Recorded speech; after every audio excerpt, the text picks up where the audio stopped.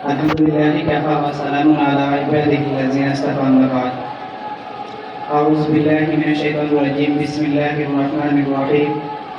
قد أفلح المؤمنون الذين هم في صلاتهم خاشعون والذين هم عن اللغو معرضون والذين هم للزكاة فاعلون والذين هم لفروجهم حافظون.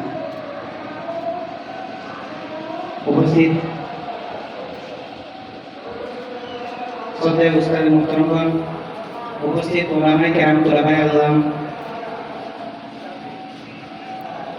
উপস্থিত মাদ্রাসার প্রত্যেক প্রাণপ্রিয় ছাত্র ভাই ও বন্ধুগণ, সম্মানিত উপস্থিতি, আমি এখন নগণ্য শুধুমাত্র আদেশ কানুনের সাথে আপনার কাছে মতো দিয়েছে একটা কথা বলার চেষ্টা করব। আমরা খুশনসিব, কেন আমরা আল্লাহ নবীর বাগানের মধ্যে আছি। এখানে আল্লাহর মকবুল ওলি হযরত মীরাবাড়ি সাহেব কিবলা রাহমাতুল্লাহি তাআলা আলাইহি শুয়ে আছেন, কারণ রুহানি ফয়েজ আমরা উপরে আছে।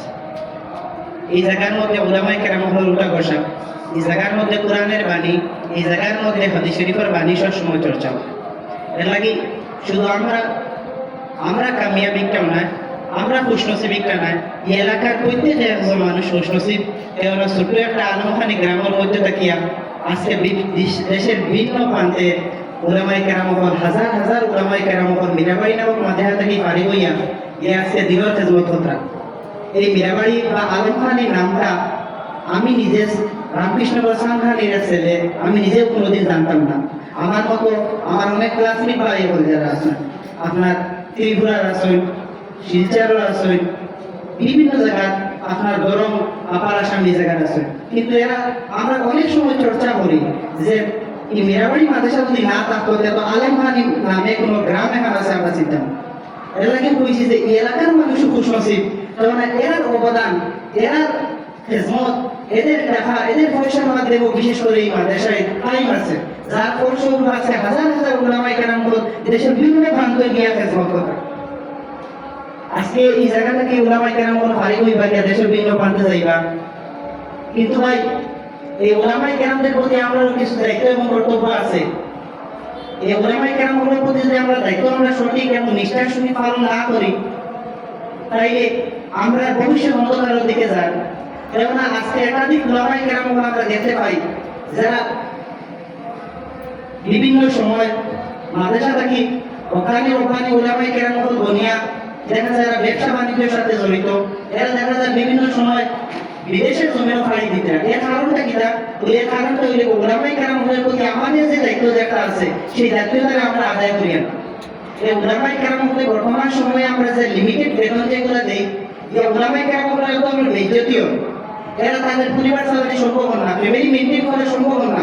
যার ফলস্বরূপ আজকে দেখা যায় উলামায়ে কেরাম হলে এই ফ্যামিলি মেনটেন করতে গিয়া, নিজের দৈনন্দিন জীবনের চাহিদা পূরণ করতে গিয়া, দুনিয়ার জমিনে চলতে গিয়া আজকে বিদেশের জমিনে পাড়ি জমে থাকে।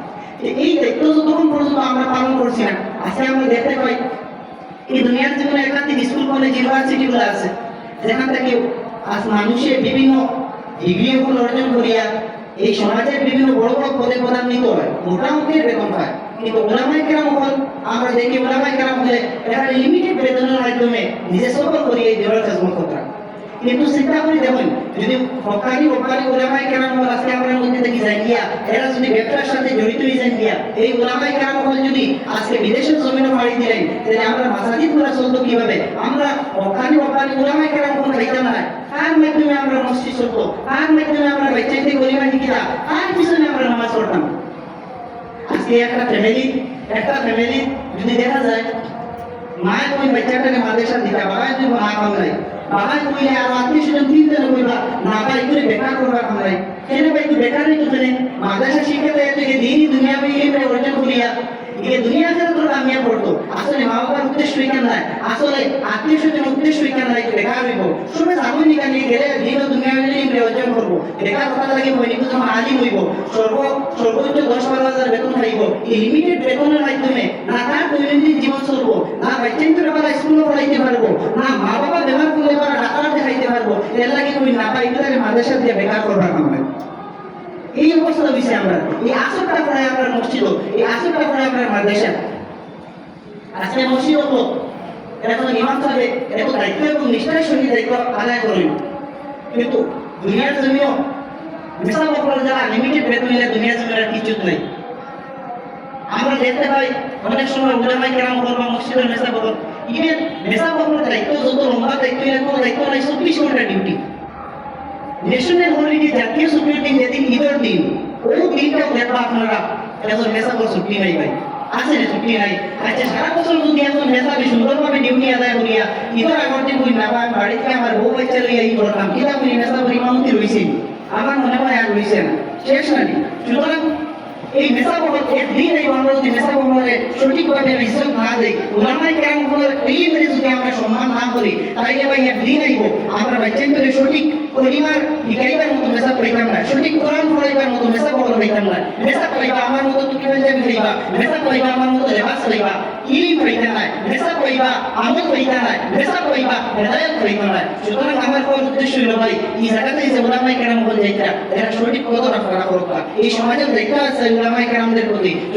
দায়িত্ব যদি আমরা আদায় করি ইনশাআল্লাহ একদিন আইব আমরা দিন আরো আগে বাড়িব, দিন পিছনে যাইব না। এই দায়িত্ব আপনারা পালন করার চেষ্টা করেন ইনশাআল্লাহ আমরা সমাজও আপনারা খেদমত করা এবং আপনার ব্যক্তিত্বের খেদমত করার চেষ্টা করব। আল্লাহ তাআলা যতটুকু তৌফিক দিছো বয়ান করেছে আগে আদি হইলে মান দিবা ও আগে গাই করবা না। মাশাআল্লাহ, অত্যন্ত গুরুত্বপূর্ণ এবং সময়োপযোগী বক্তব্য।